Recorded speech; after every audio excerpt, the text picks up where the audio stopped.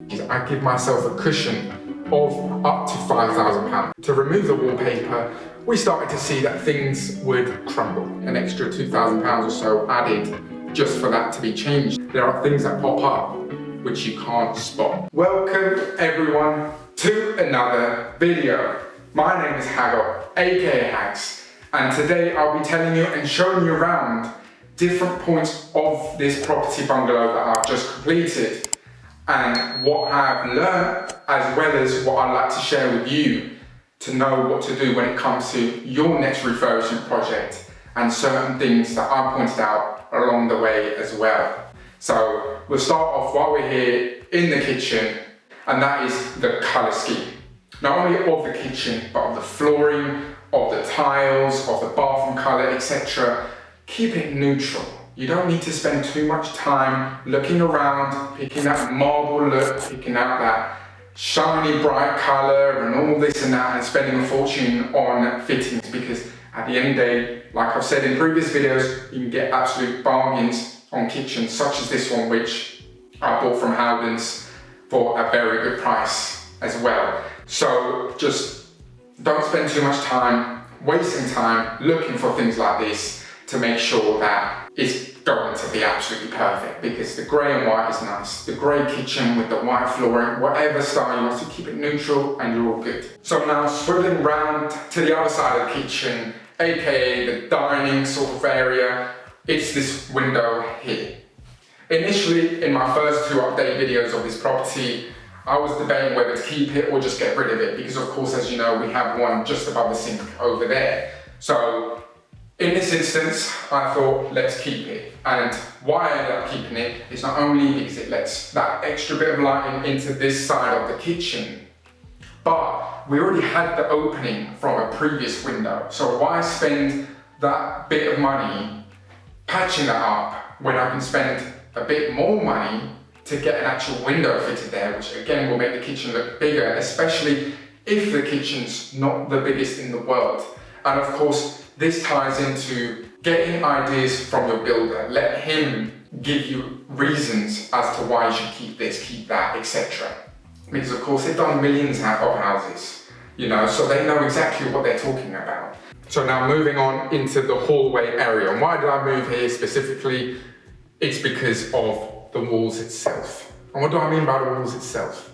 I mean by, initially, we weren't going to go all the way back to brick, of course. But as we started chipping away at the wall to remove the wallpaper, we started to see that things would crumble. And that started to feature all around the property. Initially, we were going to do bedroom 1, part of bedroom 2, one wall of bedroom 3, and then the rest should be fine. But as you go along, you start to realize these things pop up. And when it comes to properties like this, when you first purchase them in their condition, there are certain things you miss.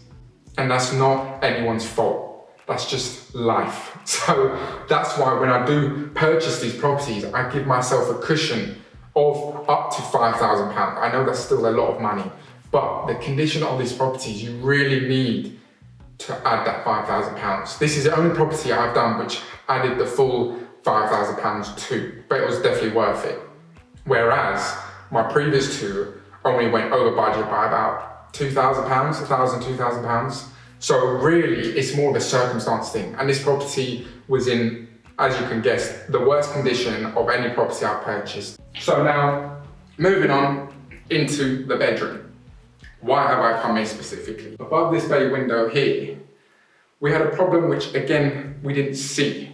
And this is a recurring thing you're seeing now and hearing me talk about now, is the fact that there are things that pop up which you can't spot. And it was simple as above this bay window, if you remember from the outside down along here, the brickwork was not collapsing, but there was a few bricks which just needed restacking basically.